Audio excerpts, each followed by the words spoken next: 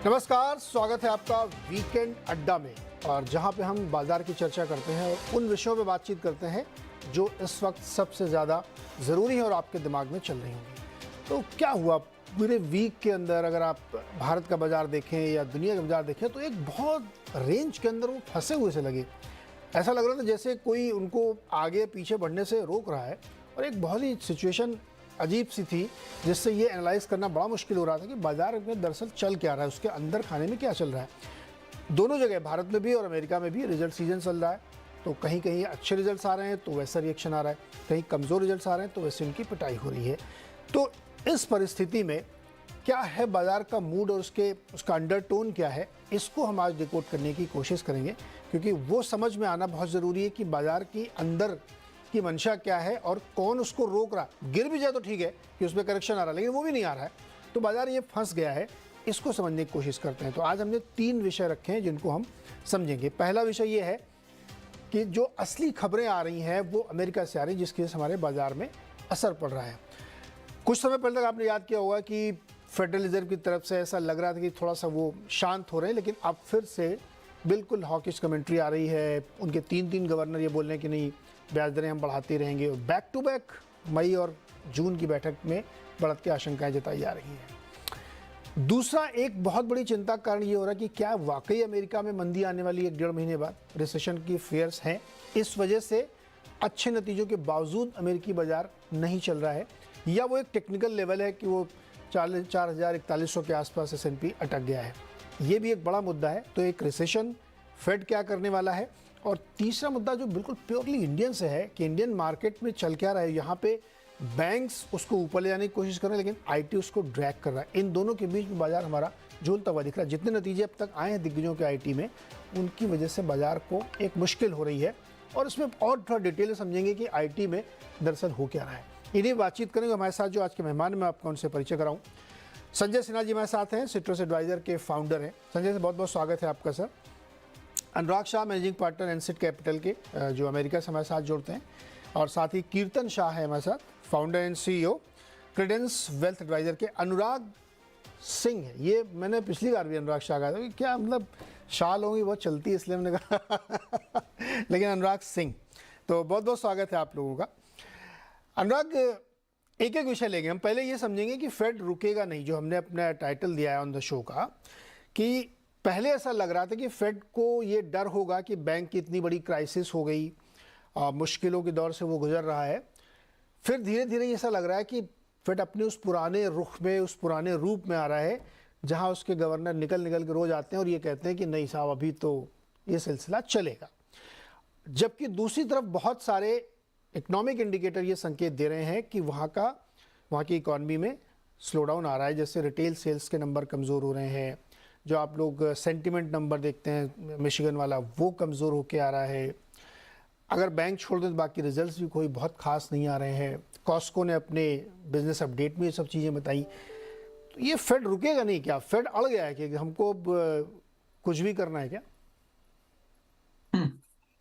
या तो नीरज, इसको हम समझते हैं और आज इसको थोड़ा हल्का फुल्का भी रखते हैं प्रोग्राम को, क्योंकि टेंस बहुत हो गया है। लेकिन यथार्थ बातें करेंगे, हवा में बातें नहीं करेंगे, और समझाने की कोशिश करते हैं। देखिए नीरज, फंसा इसलिए भी हुआ है क्योंकि वाकई में 2 खेमे बटे हुए हैं। एक बात देखिए, फेडरल रिजर्व की आपने बात की नीरज, वो तो कंसिस्टेंटली कह ही रहे हैं, लेकिन उसके पीछे एक हिस्ट्री है बाय द वे। सो वो हमेशा से कह रहे हैं, और जब भी मार्केट आगे निकल पड़ता है ना, तो वो फिर 5-6 गवर्नर्स आकर के उसको काम डाउन करने की कोशिश करते हैं। देखिए आपने मिसरीड किया हमारे जजमेंट को, एंड अभी there is a long way to go और मोर डिस्टेंस टू गो। तो तब वो मार्केट 25-50 बेसिस पॉइंट और 2 मीटिंग्स में होने वाला है, ऐसा करके प्राइजन करता है। बट कंसिस्टेंटली फेड तो नीरज कह ही रहा है। अब सवाल ये है कि फिर भी मार्केट क्यों राइज करता है। वो इसलिए कर रहा है नीरज, क्योंकि मार्केट फेड के अगेंस्ट में बेट कर रहा है। वो फेड के अगेंस्ट में बेट क्यों कर रहा है, इसका इतिहास है। दो इंस्टेंसेस बताता हूं। 13-14 में इसको बोलते हैं ना फेड ब्लिंक्ड। 13-14 में ऐसा हुआ जब पॉवेल साहब नहीं थे उस समय, बर्नांके साहब थे, उसको टेपर टेंट्रम कहते हैं, जब उन्होंने कहा था कि हम टेपर ऑफ करेंगे, लिक्विडिटी ईज ऑफ करेंगे और रेट्स बढ़ाएंगे, वो बातें हुई और फिर मार्केट में जो हलचल हुई उसकी वजह से वो बैकआउट कर गए एंड वापस जो जीरो रेट्स थे वो चलते रहे। ये पॉवल साहब ने भी ये ट्राई किया, बिकॉज ये शुरू से इस व्यू के हैं कि देखिए जीरो इंटरेस्ट रेट इकोनॉमीज नहीं चलनी चाहिए। इन्होंने 18-19 में वो ट्राई किया, 19 में मार्केट्स गिरे भी, एक ड्रॉप भी आया, लेकिन फिर वापस जब उन्होंने देखा कि इन्फ्लेशन तो है नहीं लेकिन मार्केट्स गिरने लगे, इकोनॉमी में स्लो डाउन आ गया, वो भी ब्लिंक कर गए। तो ये जो दो हिस्ट्रीज है ना फेड के ब्लिंक करने की, इंक्लूडिंग वन विद पॉवल साहब, इसको देखते हुए मार्केट एस्टिमेट कर रहा है कि Fed will blink, which means के अगर हल्का रिसेशन भी आया जो मार्केट को दिख रहा है, तो वो देख रहे हैं कि फेड को रेट्स ड्रॉप करने पड़ेंगे। अब ये नीरज एक बेट है और ये चल भी सकती है, नहीं भी चल सकती है, राइट? जैसे वो तो इसीलिए मार्केट इसी उम्मीद में कि रेट कट्स तो सेकेंड हाफ में होना ही है, क्योंकि स्लाइट थोड़ी सी कॉन्ट्रैक्शन जीडीपी में आएगा जिसको हम मंदी कह देंगे, लेकिन फेड को ब्लिंक करना पड़ेगा, रेट्स कम करने पड़ेंगे।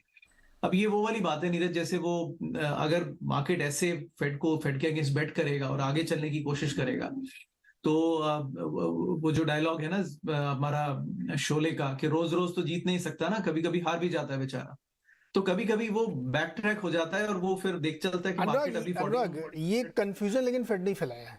देखिए उनके मिनट्स देखिए आप, उसमें उन्होंने 50 बेसिस भी डिस्कस किया, 25 बेसिस भी डिस्कस किया, मंदी भी डिस्कस किया, पॉज भी डिस्कस किया और उसके बाद 25 बेसिस पॉइंट बढ़ाया। अब ये कंफ्यूजन तो उन्होंने फैलाया ना, तो मार्केट क्यों नहीं एज्यूम करेगा कि ये, अब जब इतने डाइवर्स व्यूज हो रहे हैं, बैंक क्राइसिस वो देख रहे हैं, तो हो सकता है रुक जाए। दूसरा ये आप जो कह रहे हैं कि फिर सेकंड हाफ में कट भी आ सकता है क्योंकि एक हल्के सेशन के, तो जब कट करने की नौबत आ रही तो उससे अच्छा पॉज कर देना। नहीं तो मैं इस कैंप में नहीं हूं कि कट आएगा। हाँ, मेरा व्यू है नीरज, हायर फॉर लॉन्गर, और वो कंसिस्टेंटली रहेगा, वो फेड कह भी रहा है। I address the first part जो आपने रेज किया, कट आने की उम्मीद नहीं है, क्योंकि मार्केट क्या मिस कर रहा है कि वो पिछले 2 बार जब फेड ने ब्लिंक किया वो इन्फ्लेशन की तो प्रॉब्लम थी ही नहीं। अब क्योंकि इन्फ्लेशन की प्रॉब्लम है तो फेड विल नॉट ब्लिंक, और तभी अब इससे ये दूसरा रास्ता निकलता है। देखिए उनके पास 2 तरीके हैं, या तो वो पॉल वोल्कर बन जाए। अब वोल्कर साहब को तो पूरी रेगन साहब की बैकिंग थी, उन्होंने बोला कि मैं तो रुकूंगा ही नहीं, एंड आई डोंट केयर किस रेट से बढ़ता है और किस लेवल पे जाके रुकता है, but I will not stop. ये मैसेजिंग एक बार पहुंच जाती है ना नीरज, तो देखिए इन्फ्लेशन 2 तरह से होता है। Inflation is a competition between wages which is manage by the employees, और दूसरा होता है कॉर्पोरेट्स जो कि प्राइस पास ऑन करते हैं अल्टीमेटली। दोनों को मैसेज स्ट्रांग पहुंच गया कि देखिए ये रुकना पड़ेगा, इसको हम कंपटीशन में पास ऑन नहीं कर सकते। एम्प्लॉयज भी रुक गए, सिस्टम भी रुक गया, और हमेशा के लिए वो 2% का लेवल सेट हो गया। इस समय उतना रेडिकल नीरज वो तो उम्मीद नहीं कर सकते इस समय कि वो हो पाएगा, क्योंकि पॉलिटिक्स ज्यादा कॉम्प्लेक्स है। लेकिन ये जरूर वो कह रहे हैं कि हम बजाय के ज्यादा रेट से बढ़ाते जाएं, हम धीरे धीरे बढ़ाएंगे, लेकिन हायर फॉर लॉन्गर वो कंसिस्टेंटली कह रहे हैं कि चलिए अगर हम पॉज भी ले लेते हैं ना, तो हम 5% पे रुके रहेंगे 1.5 साल तक। मुझे नहीं लगता मार्केट उसके लिए रेडी है, और अगर 5% 1.5 साल तक रहेगा मार्केट, तो Neeraj market should be much lower than it is now, right? फिर तो S&P तो भाई पॉल वॉल्कर तो बन ही गए ना, 5 को अगर हम 25 में तोड़ें तो 20 बार तो हो गया। अब आप इससे ज्यादा क्या जान लेंगे क्या बच्चे की, कितना बढ़ाएंगे वो? हाँ, तो लेकिन